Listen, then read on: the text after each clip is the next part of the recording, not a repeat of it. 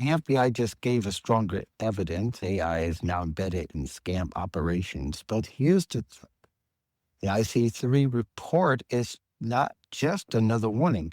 It's official evidence AI is a part of the fraud game. This is Mark Anthony Dyson. I write the Job Scam Report. You can go to markanthonydyson.substack.com for more information. The FBI dedicated a section to AI in cybercrime. It says manufactured content is helping criminals create more convincing scams at scale. The research and the studies are clear in showing how AI scam creators are making scams more believable and include them in job release schemes. Universities, Rutgers, Michigan, and other campuses have recently issued warnings about fake jobs and internships exploit well-known employers, university offices, and staff identities. The tactics are familiar: random outreach, fake checks, requests for social security numbers or bank details, money mule services, and so on. The timing is not random. Scam pressures rises when students are chasing internships, research roles, summer work, and first post-grad jobs. Students are likely to trust a university-branded environment or assume a posted opportunity has passed some kind of screening. No, that's not particularly bad in internet security anywhere as on campuses is a vulnerability everywhere else. This is why schools need to be aggressively educating students about job scams. And finally, let's talk about background checks and why they still matter. But while they're not enough to verify on your side as a job seeker going into a job interview, and if they do a background check, a lot of times they've gotten the information already for a lot of scams, but sometimes they'll wait till they get to a background check. And let's say something is absolutely off during time. You have a right, as I stated in other episodes, we even talked about in one of the podcasts with the crew, you don't have to go through with a background check if you feel like something was off. Unless you feel like you can reconcile it or it has been reconciled. Maybe they initiated, hey, we checked this information and we were wrong in considering as part of the process. This is what we're doing to eliminate it. There's a lot of scenarios could actually be in a background check where they don't, or there's something they shouldn't have asked. They may have asked for a credit report. And let's say you're in a state doesn't or prohibits a credit report being pulled for hiring process. Like Illinois is one of those states where I live, Illinois. So again, this so you could be more aware, and filling this thing out could be just enough for you. Again, you don't have to have concrete evidence. The company either is A, acting in bad faith, B, they have scammy behavior, or they're really a fake employer, front-facing employer. They could do, you can even appear in person and they still could be using you, your information, your personal information.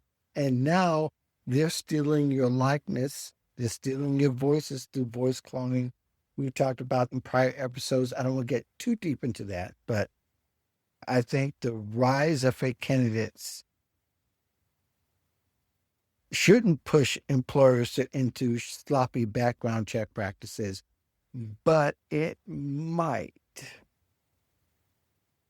And it may not look aesthetically pleasing from the get-go. And in fact, they should be doing verification on a much higher level than they ever had because of the threats of fake employees. And you should be glad, because ultimately it's also protecting you too as a potential employee. And the fact that they're not doing background checks, period, that should be a red flag.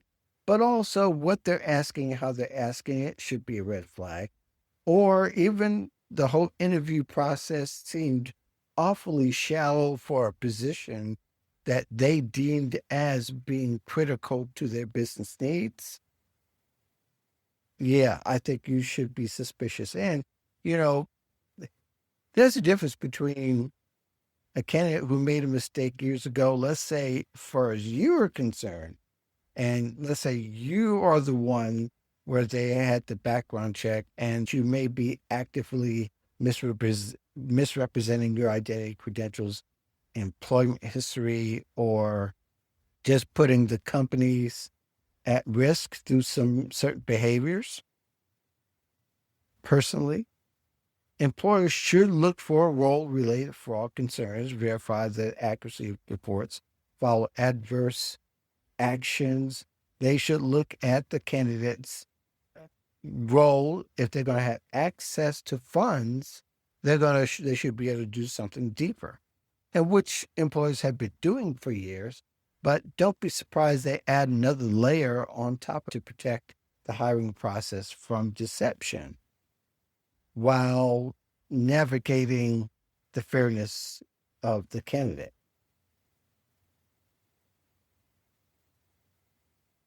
As a job seeker, you have to look for inconsistencies that look like deceptions when they really aren't. All this to say there's going to come a time when it may be a little confusing and crazy in the background checks because everybody's trying to protect their own interests. The employees trying to make sure and should be making sure they're applying to a real company, and the companies make sure the candidate is who they say they are with the credentials and the ability to do the job. Those things are going to be pretty important coming up here in the next year. I expect all of that to come into question. But should you get funny feelings throughout the process? If they get funny feelings, you've got to be forthright as much as you expect them to be forthright if things don't feel right. Hopefully it makes sense. Always say clarify, verify, don't just apply. Let everything and everyone today's modern job search regards a safe, strategic, and well-informed approach. Subscribe to the channel if you want to know more and want to keep up with job scams.